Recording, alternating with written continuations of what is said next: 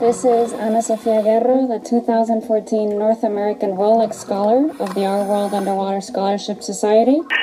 I hope everyone's having fun in New York and that you all enjoy my video.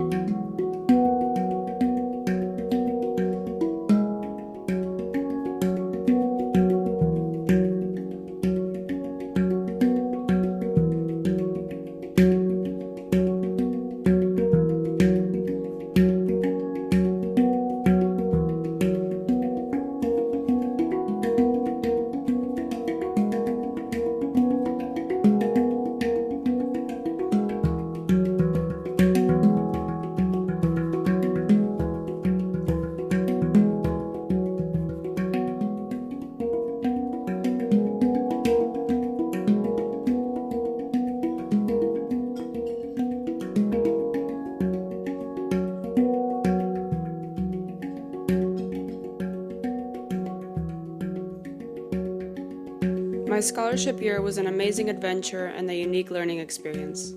I have been able to work with leaders in the fields of marine science, conservation, scuba diving, and underwater photography. This year I was able to further my training as a professional diver, see some incredible wildlife, and explore parts of the world that are rarely visited.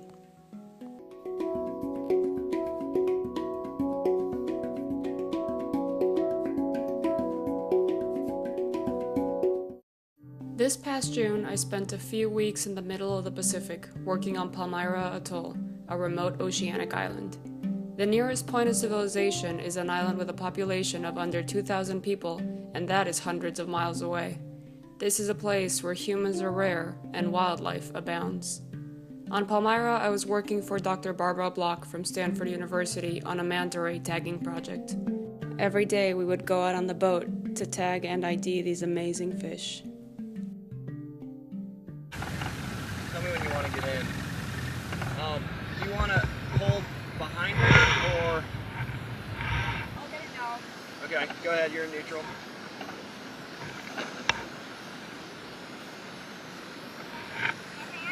Okay.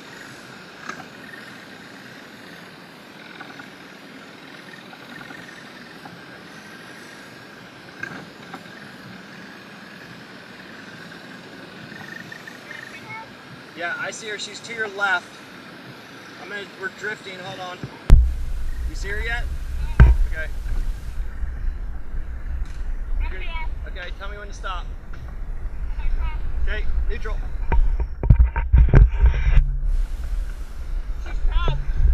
Neutral, okay.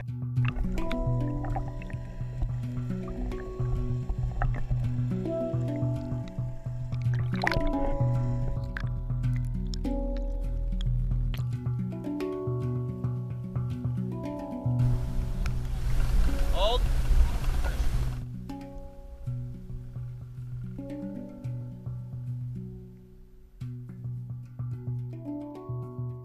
Did you get under her? You got under her? Because she's right here. You want to do another? You got it? Okay.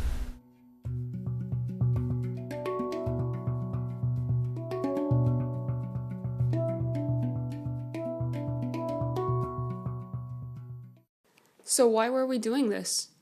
We would go out and try to tag as many mantas as we could with acoustic tags and identify the individual mantas by looking at their underside markings, which are like manta fingerprints.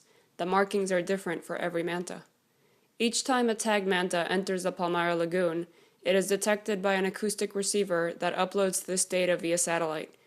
This means you could be sitting at home and you could go online and check which mantas entered Palmyra that morning. It is an incredible way for us to keep track of individuals and learn how these threatened animals use the island. On some occasions, we would find mantas that were easy to follow and seemed eager to be ID'd. However, this was usually not the case.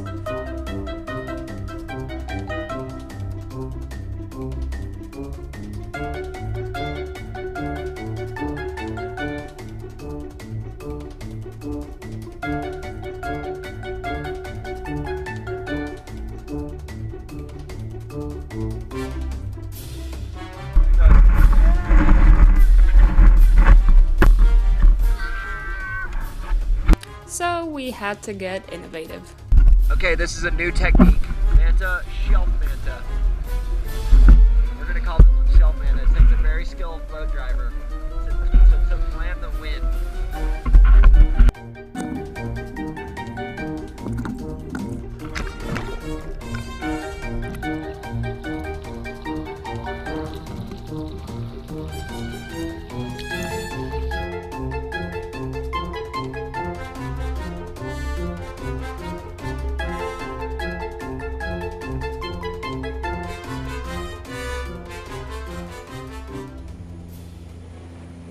Later in the year, I returned to the Pacific, but this time I ventured south to the only U.S. national park in the Southern Hemisphere, the National Park of American Samoa. Here, I joined the Marine crew of the National Park Service and helped with their long-term Crown of Thorns sea star eradication work. Crown of Thorns sea stars are natural members of the Indo-Pacific reef ecosystem, but human impact has led their numbers to spiral out of control. As natural predators of coral, these animals storm the reefs by the hundreds, leaving only bleached white skeletons in their wake. The team in American Samoa is working to keep the sea star numbers down and learn about these animals. With continuous eradication dives and meticulous data collection on their size and age, they hope to find patterns and answers that will help ensure the future of the reef.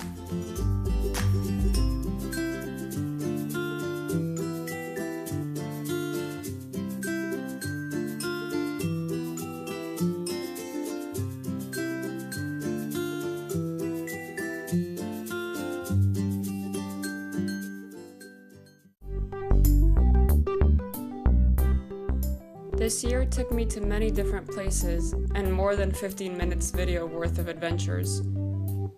I visited incredible places aboard the National Geographic Orion on the Lindblad Expeditions trip. Among them, the predator-infested reefs of the Southern Line Islands, a reminder of what our reefs looked like before human impact.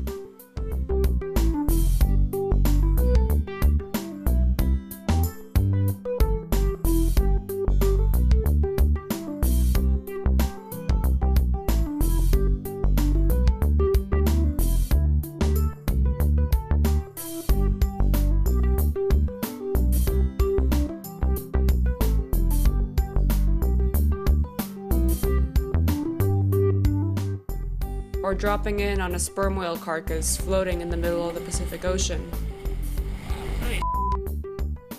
If there's a shark, don't get between the shark And the whale. and the whale.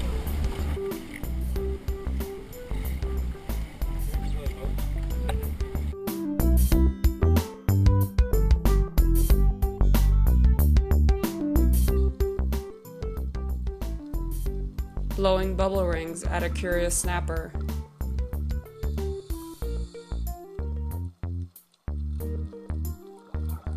And recognizing my severe lack in musical skills while visiting the Cook Islanders at Manahiki Atoll.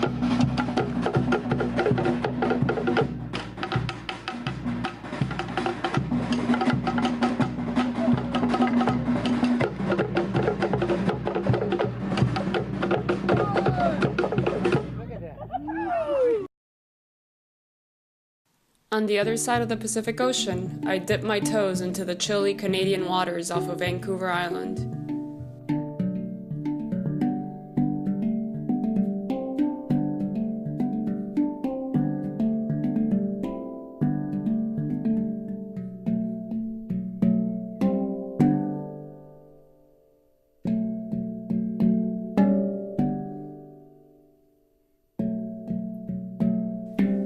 And I finally got to see the healthy kelp forests of the California Channel Islands that everyone kept telling me about.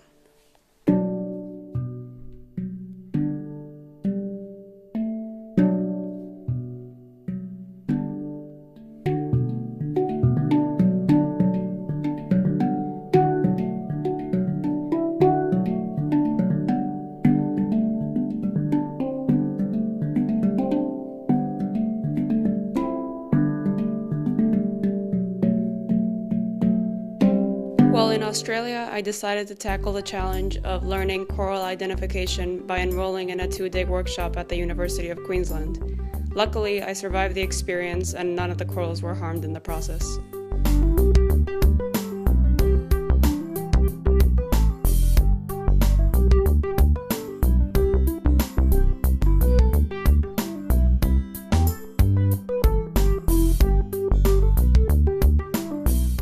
A lot of these moments will stay with me forever. And sure, sometimes a curious snapper tried to eat my strobes. And buddy communication sometimes failed.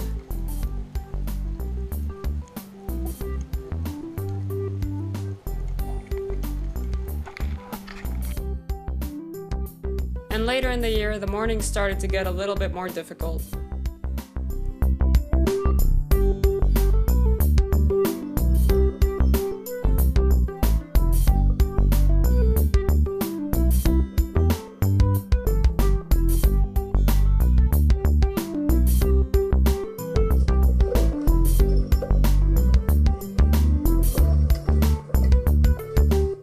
But I was always ready to get in the water.